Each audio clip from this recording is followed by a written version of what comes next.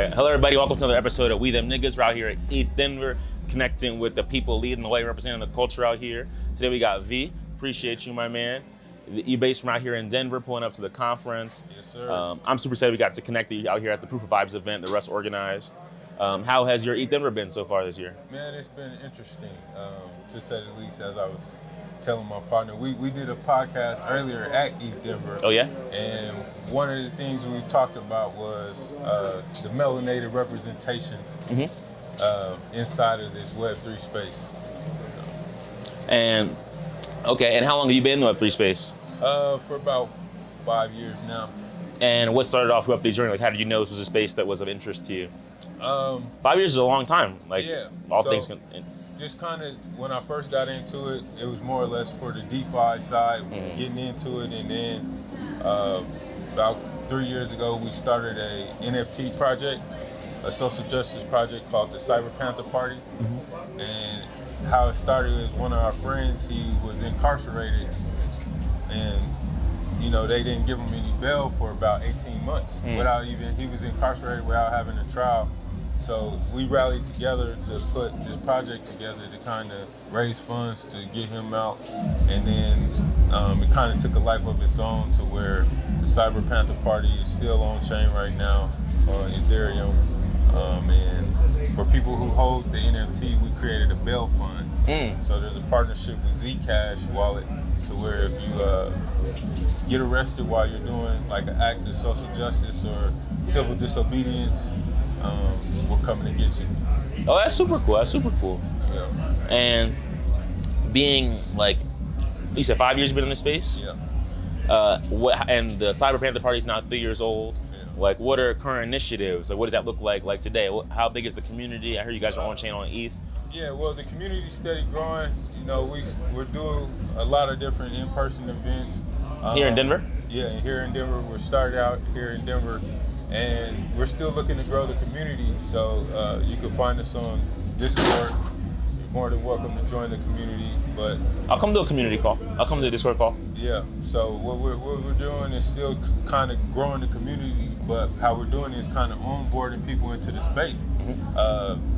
Education is key when we're introducing our people to the Web3 space.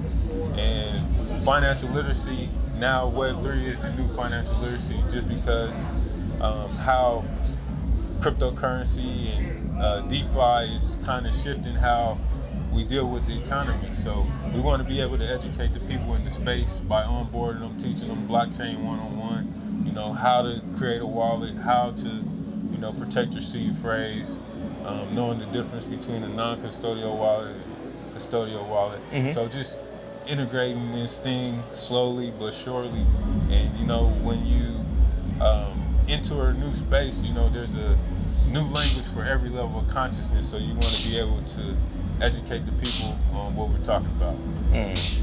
And as you were coming into the space, who do you feel like were the people that were educating you? With people that like you could lean on for that? One of the founders, another founder of the Cyber Panther Party, Ryder, that's his name, or Gucci Ape.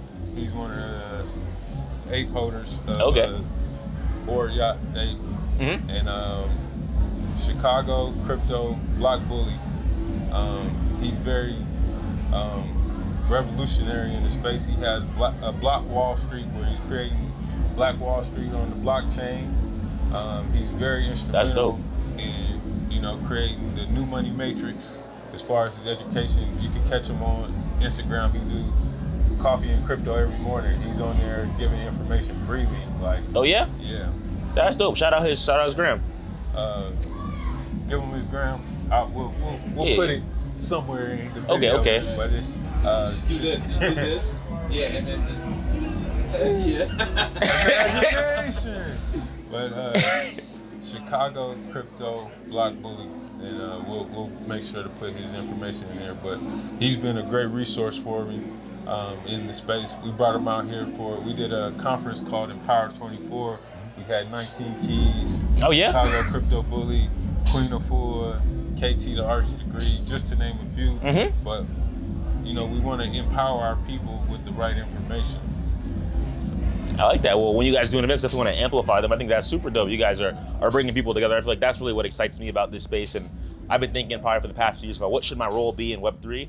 And I feel like it's very much to document. Like I'm interested in bringing this to people. Like you're talking about, the education is so important, helping people understand these different distinctions about the wallets. And I feel like the barrier to entry is so much in the world of knowledge, and the spaces for education are so few and far between. That people like yourself who are creating those spaces, creating opportunities for financial literacy education, I think are really the revolutionists who leading the way, as you say.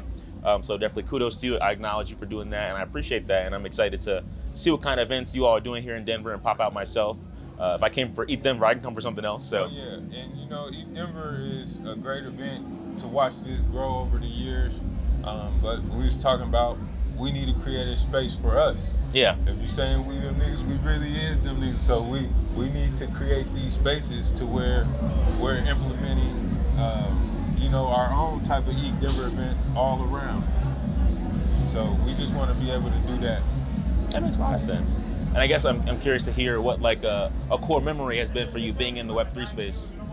Well, I think minting my first NFT. The first NFT I minted was on Cardano. It was an ADA pump. So just learning about the terminology, I think that was a key thing. And I like coming to these IRL events to meet a lot of the people you meet online or in the Twitter spaces or in the Discords, and to, you know, put a face with the actual NFT that, you know, everybody uses their NFT as their profile in the Web3 space. So it's like to have that sense of anonymity and to really meet the people behind it is a key thing. I think is dope. I appreciate that. Well, I appreciate you sharing that. I think community is definitely so central to this space, and I agree. I think one of my first like online Web3 communities was Water and Music, and they do research in the music and like tech space really broadly, but they were focusing on the music NFT and like why people are collecting NFTs from musicians for a while. And I got involved in that music project, and I learned so much there, and I feel like it really gave me the opportunity to see people that I only saw on Discord, and they started even hosting like music conferences, like for people that work in the music industry. And so it's cool to see like a Discord server scale to, you know, like a professional undertaking that is generating revenue and publishing collaboratively too. Yeah, I started off on Audius. I'm an audio engineer, music producer by trade. Oh yeah. Yeah, and I started with Audius, and we did like events to where, you know, they gave us a grant to put on an event. So I think that was pretty dope too. So just how the Web3 space for creators, there's endless possibilities. Yeah, absolutely. Yeah. And are you still releasing music on chain now, collaborating with artists in the space? I haven't did too much music on chain, but I'm working on a documentary that I want to release on chain as well. So that'll be coming out in the summer. I do an annual backpack giveaway where we put financial literacy information inside the backpacks, and the documentary is going to talk about one of the initiatives that I created called Let the Creators Create, where I empower artists. And what we did was we did a couple of basketball courts in the city. We did a basketball mural of Chauncey Billups, and then we did another basketball court for the people of Tigray that was going through genocide. Yeah, so in Ethiopia. So we did a mural to honor those people as well. That's beautiful. I like that. A man for the diaspora. Gotta respect that. That's super dope. I'm excited to see this documentary, excited to amplify it.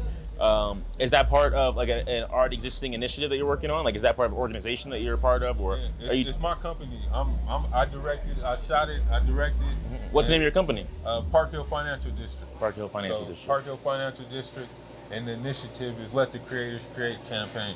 So we want to tell the creators all around the world, continue to create, man. You know, even during turmoil or circumstances, you know, create despite that. Yeah, absolutely. And I think that's such a big part of what we're doing here with this podcast, even is highlighting the creators in this space. Like myself, I found a patron probably after maybe like 16 months in this space, who's been supporting me with my, like giving me money to work on this project. How's that been? Is it been beneficial for you? I mean, absolutely. I mean, I went from like living off my credit cards, which are now maxed out, and off my money to buy a car, which I didn't buy, to feeling like I could pay my bills with my parents' money, so that I'm not just living there like a mooch living off women. Nice. And I feel like it's giving me a lot of space to also just feel relaxed. You know, I feel like before I was doing Uber Eats at night, trying to work at a cafe during the day, thinking about what my interview would be, trying to edit it, trying to put it up, trying to write a caption, trying to write an article to go with it. And I feel like it was just like there wasn't any space. I was always doing something. And so I feel like this, like being able to shoot all these interviews here, like if I go home with 10 interviews, that's like 10 weeks of content. That's a fifth of the year. You're killing it. And so I feel like it's just giving me space to strategize in a way I really didn't have space to before, because I was always like just doing one thing or the other, one thing or the other.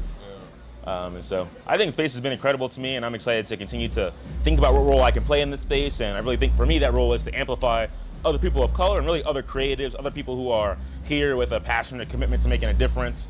Because at the end of the day, I do see Web3 as a number of movements, really, like, right, this financial movement away from like centralized currencies, but also this movement for the internet towards a more open source and composable internet where our data is more our own. But I'll see it as a movement really just towards bringing the world together and creating like a layer where we can all interact and transact as peers. And I feel like that world doesn't exist quite yet. So I'm excited to be here, excited to connect with you, V. I appreciate you for having me. Yeah, absolutely, absolutely. I mean, the work you were doing, even just talking to you outside for a moment, I was like, okay. Most definitely, man. I admire what you're doing. We them niggas. Yes, indeed. And we're gonna continue to be them niggas and create on a high level. And we got to make some music. I hear that you're a producer now. I'm a rapper, so. Sure. So what artists do you want to get some music with? More or less, I mean, how I create now, because I've been a producer for well over 15 years. I look young, but I'm up in age a little bit. But I just create for the creation. You know, when I release music, I don't even look to collaborate with artists no more. I put out a project. Like my first movie was a silent movie where it's just me production and scoring. So that's how I just utilize my music production for my content now. So it's like, if I work with an artist, I gotta really be in tune, and you know, some artists is just really fickle. Like they don't, I know shit happens, and if they're not making money, or you know, life happens, and I watched a lot of dope artists fall victim to, you know, circumstances, then they gotta go get a job, and then they just don't create anymore. So it's like, you know, as a creator, I always continue to create, but you know, I just do it for the love of it, really. So if I ever made $1 or collaborate with anybody, it's great. But if I'm just making it for myself or my family and the homies to hear, they love it too. So I like that. And what's your artist name? Where can people find your documentary or music? If you go to my Instagram, or everything is PHFD, as in Peter, Henry, Frank, David, PHFD80207.com. That's the website.